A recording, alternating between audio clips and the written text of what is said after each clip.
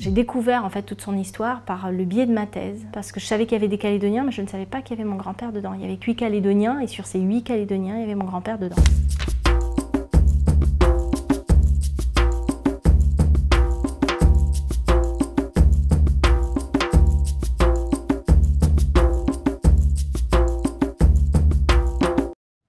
Je suis Fanny Pasquale, à Nouméa, en Nouvelle-Calédonie. Mon grand-père, Paul Robineau, s'est engagé dans la France libre et il est parti pour la métropole en mars 1943.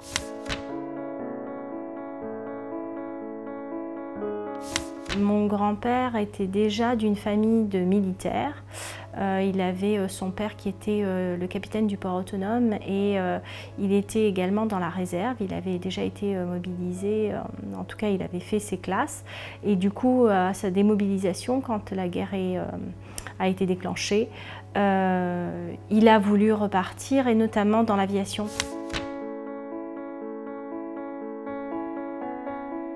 Il est parti en mars 1943 avec le 2e contingent parce qu'il était marié, parce qu'il avait déjà 2 enfants, donc c'est pour cela qu'il a été mis sur une liste un peu plus tardive, on va dire, des départs. Alors le bateau est arrivé, enfin passé par le canal de Suez, etc. Il est arrivé à Londres, et à Londres il a eu son entraînement pendant toute l'année 1943 et le milieu de l'année 1944, puisqu'il a été débarqué en France en juillet 1944 pour l'opération Overlord.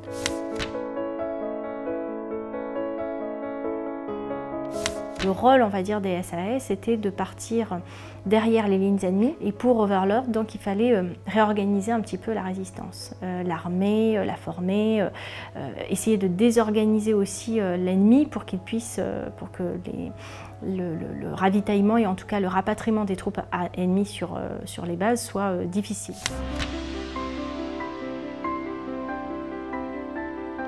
Il a été parachuté en Bretagne. Il a fait vite connaissance avec les gens, les locaux, et notamment la résistance, et notamment une agente de liaison qui s'appelle Marie-Claire. Donc c'était des femmes qui s'engageaient pour transmettre les messages de campement de résistants en campement de résistants. Et Marie-Claire s'est arrangée avec les locaux pour lui avoir un gâteau d'anniversaire alors qu'ils étaient dans le territoire ennemi et complètement en pleine guerre, en train de se camoufler, enfin dans une situation un petit peu particulière.